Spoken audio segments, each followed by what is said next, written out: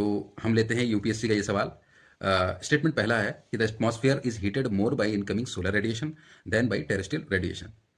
तो incoming solar radiation का मतलब है कि सन की जो वेव्स आ रही हैं तो वो शॉर्ट वेव रेडिएशन होती है, ये हमें पता है। जब वो अर्थ के एटमॉस्फेयर में आती है तो गर्म करती हैं, और उसके बाद जो है वो अर्थ को हीट करती हैं, और अर्थ को हीट करने के बाद वापस एटमॉस्फेयर में बैक होती हैं। ठीक है, जब अर्थ से वापस होती हैं तो फिर वो लॉन्ग वेव बन जाती हैं, यानी कि उसी को हम बोलते हैं टेरेस्ट्रियल रेडिएशन।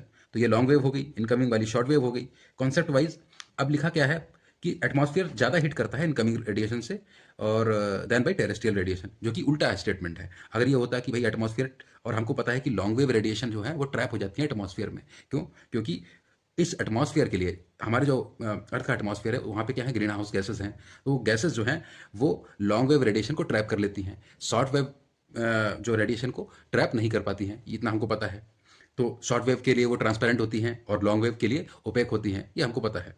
या कॉन्सेप्ट वाइज अगर हम समझें तो लॉन्ग वेव रेडिएशन जो है वो एटमॉस्फेयर में जो है वो उसको हीट कर देती है, और हीट करने की जो वजह होती है वो होती है ग्रीन हाउस गैसेस। अब देखो, अगर इतना हमें कॉन्सेप्ट पता है तो सेकंड स्टेटमेंट अपने आप में जो कह रहा है, देखो, carbon dioxide and other green house gases in the atmosphere are good absorbers of long wave radiation.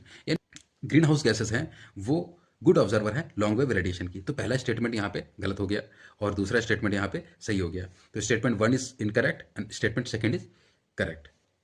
इस तरीके से हम क्वेश्चन कर सकते हैं। अगर आपको वीडियो अच्छी लगी हो तो लाइक करें, सब्सक्राइब करें,